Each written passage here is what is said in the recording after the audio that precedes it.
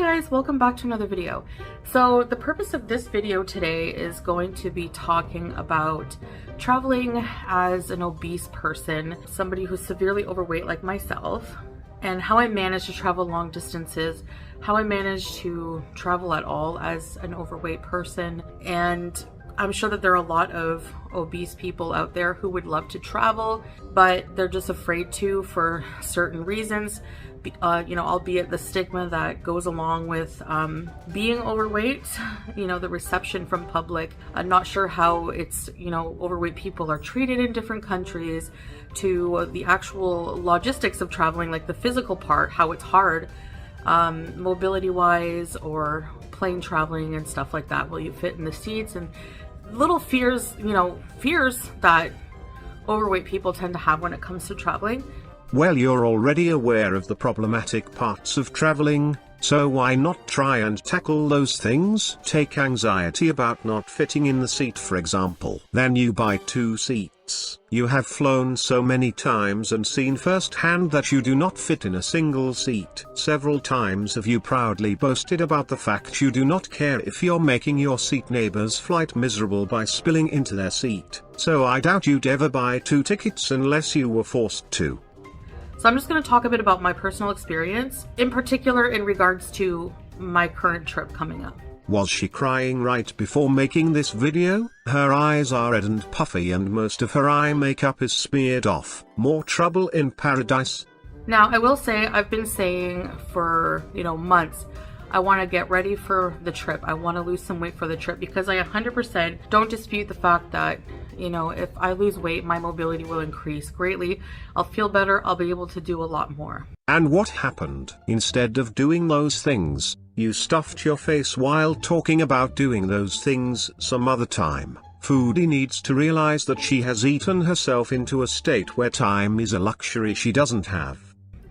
But as it turns out, I've been struggling a lot and I haven't been able to meet my goal, but I'm still traveling. We have the tickets from a long time ago, the hotel booked from a long time ago. I still had a lot of fun when I went to Thailand. So how I did it, basically, I do still have some anxieties, of course, like everyone else. I know I might look super tired because I have allergies and I have no makeup on, eye makeup on right now. Yeah, it's almost time to travel and I have not lost any weight. I've gained some weight. Understatement of the year. She's never looked this big, ever.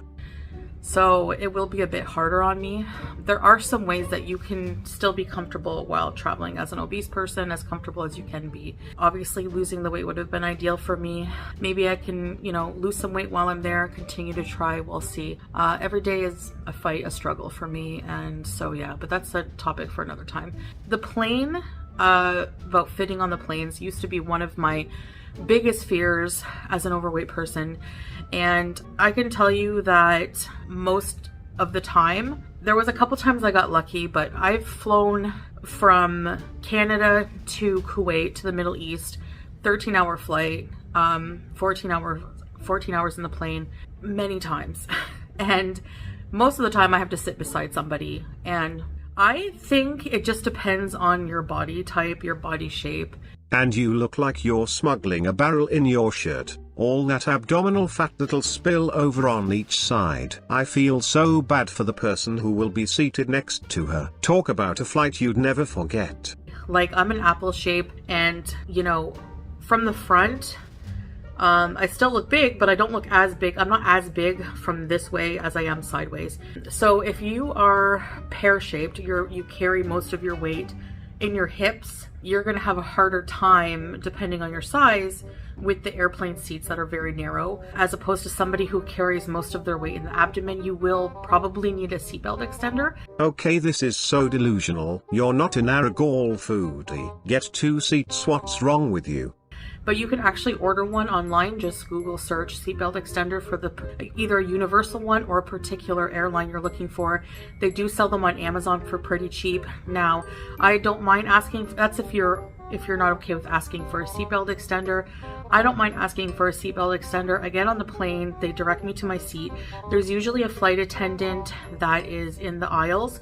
So I just ask them, you know, may I have a seatbelt extender? You can even bring them to the back, ask to talk to them privately and ask for one. It's usually, they're very easy to use. You don't have to worry about that. They just clip into the seatbelt. Yeah, I'm just used to it. I'm not really embarrassed by that. Quite a few other people that need seatbelt extenders on the flights usually, but it's not always weight-based. So to say, if I'm this much weight, will I fit on a plane? It just depends on the dimensions.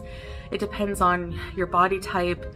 It depends on a lot of things. If I am lucky and I don't have anyone seated beside me, I usually just lift up the other armrest for more comfort. Depending on the airline, you can also, for an additional fee, small additional fee, book an extra seat beside you. I know a few airlines do that. I think some American airlines, some international airlines, it just depends. So you can also ask at the ticket counter when you're getting your boarding pass. You can ask, you know, are there any seats left? Because most people will have their seats by then. Are there any seats left that are, there's an empty seat beside? Another thing is, I love the window seat, but the aisle seat actually gives you more room because you can kind of, whenever they're not doing dinner service or you'll get knocked out by a cart, but kind of put your legs out a bit into the aisleway. You can spill out a bit into the aisleway is what I'm looking to say. And I'm not too nervous about that. It's not as long of a flight this time as going to Canada. It's something I can endure. As for the mobility part, because, you know, airports are hard to maneuver. You know, even for a fit person, they're exhausting if you know, have to be running around when you're tired and traveling all day. I have a lot of health issues and I do have mobility issues because of my weight. Somehow on travel day, I'm able to just like suck it up, but it is hard. It's harder for sure. It's more difficult. I get winded more easily. My lower back starts hurting. If the airport has a service where you can request, like for certain people, you know, you can request a wheelchair. You can sometimes I approach these carts that are driving around and just like beg them for a ride to my gate, and they usually do oblige, except when I went to Germany, they kind of just like said no. What is this video? I feel like we've seen it 1,000 times already. So every time she travels, she has to remake the same traveling as a death fat video? People aren't coming to you for advice, Gall. But here in the Middle East, they always have the complimentary service. Even in the Montreal airport, they do have a little train station you can wait at, and someone will take you to your gate. If you're disabled, you have mobility issues, or you're elderly, feel free to use those. But as for me, I try to walk it unless I'm really struggling. Then I'll ask for a ride. I'm gonna try to walk it. If it's really tough on me, I'll try to find somebody to take me. But what I usually do is just kind of, airports have a lot of seating usually, so I use those moving walkways, you know, to take a break. I just stand on them and let them push me down the way. I also find some seating somewhere, so I take some walks and then I take some breaks. So taking breaks are very important. Even when I was in Thailand, sometimes I didn't have a hard time walking around, and I could walk around for like, you know, sometimes an hour, maybe 2 hours even without sitting down. But that was like just walking around looking at things, not like vigorous walking. But sometimes I would be tired on certain days and I would walk, and then I would sit, walk and sit, and just find anywhere to sit. Like one time we were walking on the street and it was just really humid and I was getting exhausted. I found these stairs, these steps leading to a business building, and I just sat on them for a minute, you know. I was okay to get up again and walk. For me, I don't like the situation I'm in. I wish I was able to change it a bit, but I didn't. So this is the situation I have to deal with. How am I going to make it comfortable? How am I going to make it good for myself, you know? And what about your husband? You only ever talk about your needs. But why didn't you want to get into better shape to make it a nice trip for your husband? You think he enjoys having to stop and wait for you every 5 minutes because you're out of breath? Or outright let him miss out on attractions that you refuse to do because of your poor mobility? I choose activities and scope out the areas on Google and check out like images on Google Image to make sure that there's enough seating. Like you have to know your limits. Like if you can push yourself, but to a certain extent, you don't want it to become dangerous and you don't want to overdo it and become sick. abroad and have to worry about going to the hospital and stuff like that. So how nice that you've already thought of the excuses you are gonna use when Salah asks to do anything you can't be bothered to do. I sometimes push myself too much, and then, you know, my muscles are sore, or I have blisters, or I just don't really feel too well. I feel like I'm gonna pass out. So I don't want to get to that point ever again. It's better to take your time and just have a seat if you really need to. Those are just little, you know, knacks that I use to deal with my weight issues when traveling. You know, you can have a normal time, or near normal time anyway, if you just choose things that, if you know your limits, if you know where you're going, if there's going to be seating and stuff like that. Don't be ashamed. Like, don't be comparing yourself to a healthier person and saying, like, I keep it in the back of my mind that yes, I would like to be like that. I would like to be healthier.